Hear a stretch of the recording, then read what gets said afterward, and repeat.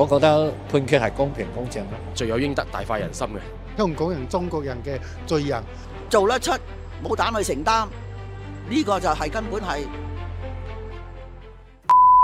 On December 15th, the Hong Kong Special Administrative Region's High Court finally delivered justice to Jimmy Lai. He was found guilty on 2 charges of conspiring to collude with external forces and 1 charge of conspiracy to publish seditious materials. 我很想 CIA， 我很想美國影響我們，我很想英國影響我們，我很想外國影響我們。And you have the nuclear weapon, you can finish them in a minute. No sooner had the verdict come out than the UK Foreign Secretary Yvette Cooper couldn't wait to leap in, pointing fingers and claiming it was all politically motivated, while smearing the national security law for Hong Kong. And oh please, we've heard this tired old tune so many times, our ears are practically calloused.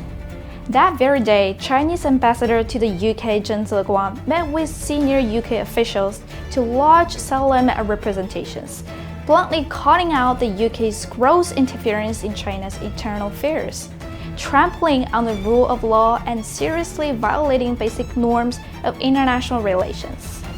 He sternly warned them, abandon that outdated colonial mindset and immediately stop meddling in Hong Kong's judicial affairs. So, who exactly is Jimmy Lai? In a nutshell, he's a leading figure in anti-China riots in Hong Kong, a proxy and vanguard for external anti-China forces. For years, he's manipulated media outlets like Next Magazine and Apple Daily to fan the flames, building networks to collude with foreign forces, betraying Hong Kong for personal glory, wreaking havoc on the city and endangering national security. The court's written reasons for the verdict run a whopping 855 pages, ironclad evidence. Through his aide Mark Simon and others, Jimmy Lai conspired with external forces, engaging in international lobbying and roping in politicians from the Inter-Parliamentary Alliance on China to push for foreign sanctions on central government and Hong Kong officials. After the Hong Kong national security law took effect in August 2020, he was arrested on suspicion of conspiracy to collude with foreign forces, with police finding a mountain of evidence at his residence linking him to external collusion. So why do external forces always rush to prop up such a national traitor? Seeing the law closing in, the Lai family long ago clung desperately to the UK's coattails, and his third son Sebastian Lai scurried around begging the master for rescue. Even behind the bars, Jimmy Lai brazenly shouted, "I'm British," striking that pathetic pose of before you had the dog, find out who owns it. Too bad Hong Kong returned to the motherland long ago. Britain's colonial era is ancient history. Chinese law never recognized a dual nationality. His British status is just a laughable self-delusion.